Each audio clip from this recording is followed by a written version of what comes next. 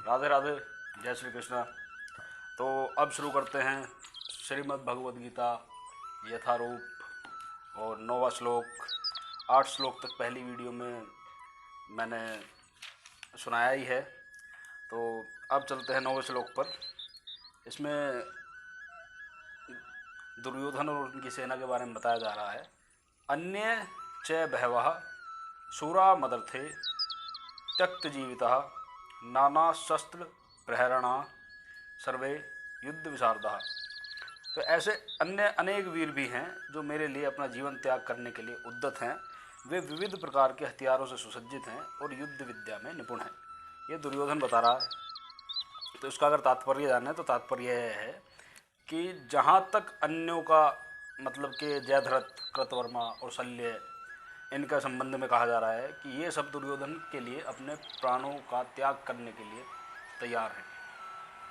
और दूसरे शब्दों में यह है कि इनकी मृत्यु मतलब पूर्व में ही निश्चित हो चुकी है, क्योंकि ये दुर्योधन के पक्ष में चले गए हैं, उसके समूह में सम्मिलित हो गए हैं। अब दुर्योधन के दल में सम्मिलित होने के कारण कुरुक्षेत्र के युद्ध में मारे जाएंगे तो पूर्व निश्चित हो चुका है। निसंदेह अपने मित्रों की संयुक्त शक्ति के कारण दुर्योधन अपनी विजय के प्रति अस्वस्थ है। मतलब अस्वस्थ है, फिक्र ही नहीं है, कॉन्फिडेंस में है बिल्कुल। इसे ओवर कॉन्फिडेंस कहा जाता है वैसे तो अगर हम अपनी भाषा में देखें तो बिल्कुल ओवर कॉन्फिडेंस में है दुर्योधन कि मैं ही जीतूंगा। और हुआ क्या था आप सभी लोग जानते हैं। चलिए आगे चलते हैं 10वें श्लोक की तरफ। अपर्याप्तम तदस्माकं बलम भीष्म अभिरक्षितम पर्याप्तम त्विदमेतेषां बलम भीमाभिरक्षितम। तो दुर्योधन कह रहा है हमारी शक्ति अपरिमेय है और हम सब पितामह द्वारा भलीभांति संरक्षित हैं, जबकि पांडवों की शक्ति भीम द्वारा भलीभांति संरक्षित होकर भी सीमित है।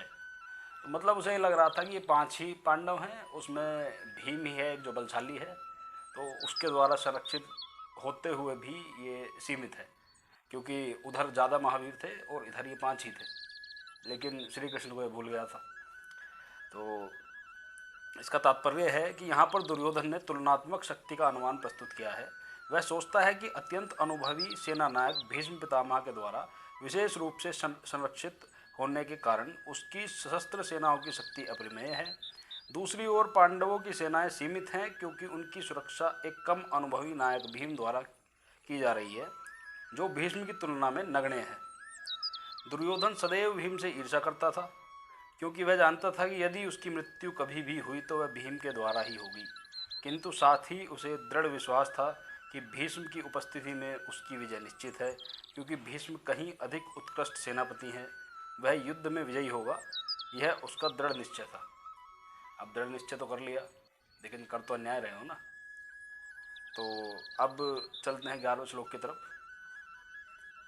अयनेषु च सर्वेषु यथा भागम अवस्थिता भीष्ममेवाभिरक्षितं भवन्त सर्व एव ही।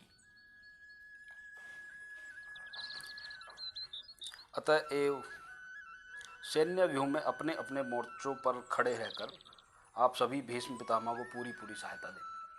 ये दुर्योधन बता रहा है कि भीष्म पितामह को पूरी सहायता देनी है। अब तात्पर्य क्या है?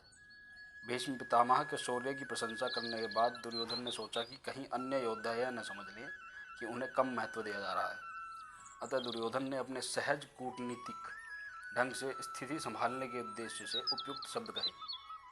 उसने बलपूर्वक कहा कि भीष्मदेव निसंदेह महानतम योद्धा हैं, किंतु अब वे वृद्ध हो चुके हैं। अतः प्रत्येक सैनिक को चाहिए कि चारों ओर से उन्हें सुरक्षा का विशेष ध्यान रखें। हो सकता है कि वे किसी एक दिशा में युद्ध करने में लग जाएं और शत्रु इस व्यवस्था का लाभ उठा लें। अतः यह आवश्यक है कि अन्य योद्धा मोर्चों पर अपनी अपनी स्थिति पर अड़िग रहें। तो अब चलते हैं 12वें श्लोक की तरफ। तस्य संजन्य अन्नहर्षम क्रुवृद्धः पितामहः सिंहनादम विन्यधौ अंचे संगखम दधमौ प्रतापवान।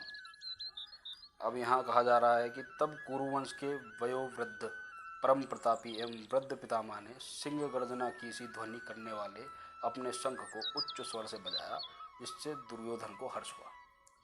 अब भीष्म पितामह ने अपना शंख बजा दिया है, जिससे कि दुर्योधन को हर्ष हुआ है। तो आज हमने 12 श्लोक कंप्लीट किए हैं। तो अब अगली वीडियो में मिलते हैं, तब तक आप इन्हें सुनिए और गीता का ज्ञान स्मरण कीजिए। धन्यवाद। राधे राधे।